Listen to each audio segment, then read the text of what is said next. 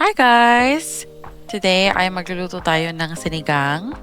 And I know this is very unusual compared to the traditional way of cooking sinigang.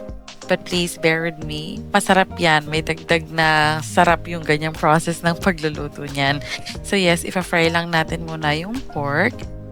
Hindi naman kailangan sobrang prituhin. Pag magkaroon lang ng browning katulad niyan, goods na yan. Tapos iset aside nyo lang. And then, i-saute na natin yung onions and then followed by the tomatoes. Sinabay ko na rin pala yung pork dyan at saka yung gabi kasi medyo matagal lumambot din yung gabi. So, yan, pinagsama-sama ko na yan dyan. Halu-haluin mo lang ng konti. Pagkatapos, ilalagay na natin yung sinigang mix.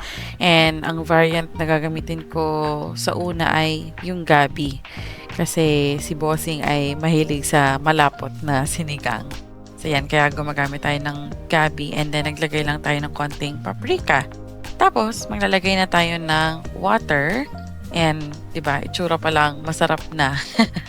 So, pagka lumambot na syempre yung pork, pwede nyo nang pagsunod-sunodin yung gulay. So, first off is yung labanos and then followed by our sitaw. So, ganun lang kadali. Medyo matatagalan lang kayo sa pork. Syempre, depende kung anong parte ng baboy yung gagamitin nyo, but this is super easy. Sobrang bilis lang lutuin.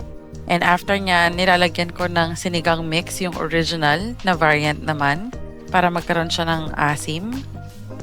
Pagkatapos, talagyan lang natin ng paminta. And optional na to, pwede kayo maglagay ng talong and other vegetables like okra. Kung meron kayong available, sakto meron kaming talong, kaya nakapaglagay ako niyan this time. Pero usually hindi talaga ako naglalagay. And kapag okay na lahat, ilalagay nyo lang yung kangkong. And after ng isang kulo, all goods na yan. Ganun lang kabilis at kadali ang pagluluto ng sinigang. So if hindi nyo pa natatry yung method na to, itry nyo na and let me know in the comment section. And if nagustuhan nyo yung video na to, please don't forget to like and share.